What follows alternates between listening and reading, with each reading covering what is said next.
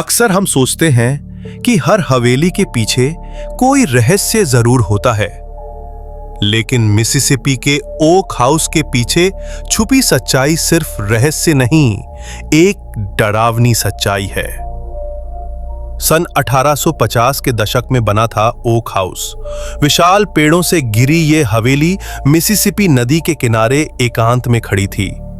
कहते हैं कि यहां एक अमीर कपास व्यापारी मिस्टर वॉन डेविस अपनी पत्नी एलीन और छोटे बेटे के साथ रहा करते थे। एलीन को अक्सर अपने घर में किसी अनदेखी परछाई का आभास होता था। रात के अंधेरे में उसे सीढ़ियों से किसी के गिरने की आवाजें आती, लेकिन जब वो देखने जाती तो कोई नहीं होता। एक रात मिस्टर वॉन डेविस व्यापार से लौटे। हवेली में घुसते ही उन्हें अपने बेटे की चीख सुनाई दी। दौड़ते हुए वे ऊपर पहुंचे, लेकिन कमरा खाली था। तभी खिड़की के बाहर उन्हें झूलता हुआ बेटा दिखा, मानो किसी अदृश्य शक्ति ने उसे पकड़ रखा हो।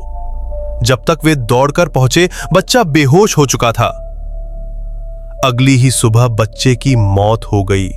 इसके बाद घर में डरावनी घटनाएं रोज होने लगीं।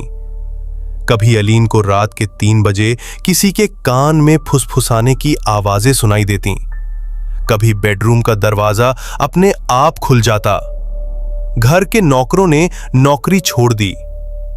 गांव में चर्चा फैल गई कि ओक हाउस पर किसी आत्मा का साया है। स्थानीय लोगों का कहना था कि इस हवेली के बनने से पहले यह जमीन एक पुराना दास शिविर था। दर्जनों गुलामों की मौत यहीं मारकर कर दी गई थी। उनके शव इसी जमीन में दफनाए गए थे। शायद उन्हीं आत्माओं में से किसी ने मासूम बच्चे को अपना शिकार बनाया। आज भी ओक हाउस पर्यटकों के लिए खुला है। कई लोग कहते हैं कि उन्होंने सीढ़ियों पर गिरने की आवाजें सुनी।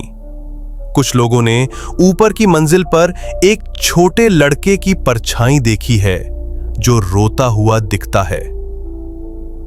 कई पर्यटकों ने अपने कैमरे में रहस्यमयी धुंधली आकृतियां कैद की हैं।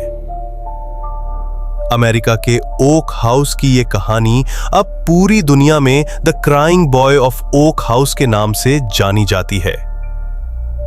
कई पैरानॉर्मल शो और डॉक्यूमेंट्रीज ने इस रहस्य को खोजने की कोशिश की है, लेकिन अब भी इस घर में कौन है, इसका जवाब किसी के पास नहीं।